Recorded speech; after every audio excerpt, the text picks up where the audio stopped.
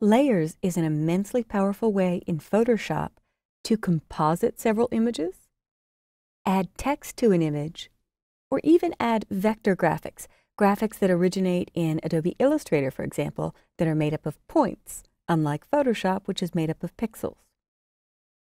In this image, we have one locked background layer, which is the way all images start, and I could copy and paste to get another file in, but I'm going to choose Adobe's File, Place. And when I place, I could choose a number of Photoshop formats, I could choose .ai for an Illustrator format, or thousands of different image formats. I'm going to select the pair.psd Photoshop document. And when I double-click or hit place, it puts it in this bounding box, this frame that allows me to scale the image. Now I'm going to move the pear to the upper left corner, and my goal is to make this Mardi Gras pear look like he is actually watching her dance. I'm going to hold down my Shift key as I grab the corner and let go of my mouse first. Holding down Shift as you grab the corner when you are scaling keeps it proportional. If I let go of Shift before my mouse, it might get really wide or really tall. It would be disproportionately scaled. If I'm outside of the bounding box or scale rectangle, I'll see these little bent arrows that'll actually let me rotate this a hair. And I can use my up arrow or down arrow keys to nudge this guy to get him in the perfect position. But I'm going to let it go and either double click or press Return or Enter to finish the scale. There we go. We've got a happy pear in the window, and it picked up the file name of pear for the new layer. So that was one way to create a new layer. You could copy and paste something in. You could do as we just did, choose File, Place. But now I want to create a layer from scratch for a caption below the window. So I'm going to choose my rectangular marquee tool. And to protect the bricks and the original background photo, I'm going to choose from my layer menu, New Layer. Now I could click the New Layer button at the bottom of the Layers panel just to whip up a new layer, but I prefer to use Layer, New Layer.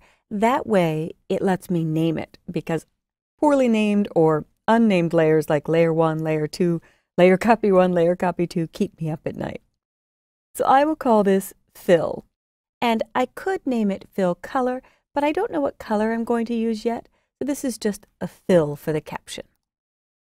And I have a completely empty layer. If I hide the pear layer by clicking the eye icon that indicates layer visibility, you could see I have just the background. If I click the eye next to the background, I have nothing. All the checkerboard means it's clear or empty or transparent. I've clicked the two layer visibility icons to turn pear and background back on, and fill is still highlighted or active. So every layer above the background acts like a clear piece of acetate stacking one on top of the other. Now I'm ready to put a color into a rectangular shape. So I will click and drag, starting kind of off the screen. I really started out in this darker gray area. That way I know it goes exactly to the edge when I make a selection. If I try to get it perfect, I might miss. So it's safer to start way outside. And I can use my up or down or left or right arrows to nudge this before I fill it. To fill this, I'll choose Edit Fill and select a color. If I choose color in the Fill dialog, it actually gives me an eyedropper tool where I can click to sample a green from the image. And I'll click OK, and OK again. And now I'll choose Select, Deselect to get the marching ants to go away. And while this is a nice green, it's really overpowering or distracting from the image. So I'm going to go to the Layers panel and slide the opacity down between 40 and 60%. You can leave it at any number you'd like, but I don't want it to overpower. I just want it to call attention to the caption I'm about to add. Now over in my Tools panel, I have a foreground color of black and a background color of white. I'm going to hit the teeny tiny swap arrows once, so now white is my foreground color and black is my background. The reason I chose white is so that when I add text, it puts it in white. If I click my horizontal type tool once and click once on the image, I can type dance like nobody is watching. And I was playing with fonts earlier, so it picked up my Arial Rounded 66 point. I'm going to do Select All, and you may not have Arial Rounded. In fact, I think I'll go back to left alignment on this and move it. With type, if you click in the letters, it deselects. But if I hit Command A or Control A to select all, or even have nothing selected and move anywhere outside the letters, it lets you move the type. And I think I'll change this break, dance like nobody, and I'll put is watching down on the next line. And I'll need to do a select all, Command A or Control A, and make this smaller.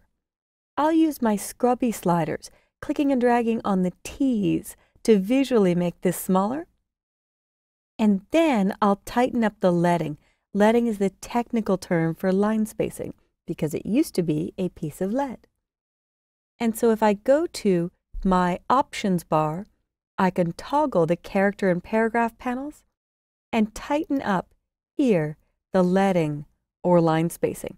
And again, there's scrubby sliders to let me do that visually. To make the text more readable and have better spacing from letter to letter, I'll choose optical. And if I want to play with fonts and find something more funky for this caption, I can click right in the font name. I believe the default font is Myriad Pro, or it may be Minion Pro. So if you see those words in your type portion of the options bar, click directly in the words, but not the arrow to the right, right in the words, and hit your down arrow key on your keyboard, and it will go alphabetically through every font on your system. Now, I purchased Arial Rounded, so I think I might settle on that. Chalkboard is nice too, but I'll go back to Arial Rounded. So just a heads up, when you open this file, you may get a missing font warning, but if you don't edit the text in my finished file, it should still be okay. And I have created new layers by bringing in a fill layer, making the layer from scratch, filling with a color under Edit Fill. I used File Place to bring in another image that was silhouetted. And I added a new layer by putting type into the shot. And I'm going to use my Move tool and just nudge this type a little bit to the right. I could also do Free Transform if I want things bigger or smaller. But let's finish this off by making the pear look like he really belongs in the window. In your Layers panel are blending modes. So you could try one of the first ones that jumps out at me, Darken. Darken the image with this color, and it almost looks like a reflection of the pear maybe standing where the camera viewer is. I could try Soft Light, where it looks like maybe the pear is actually inside the window, or Hard Light, where it's more extreme and it looks like the pear is really in front of the window. So you can experiment with these different settings and leave it on the one you'd like.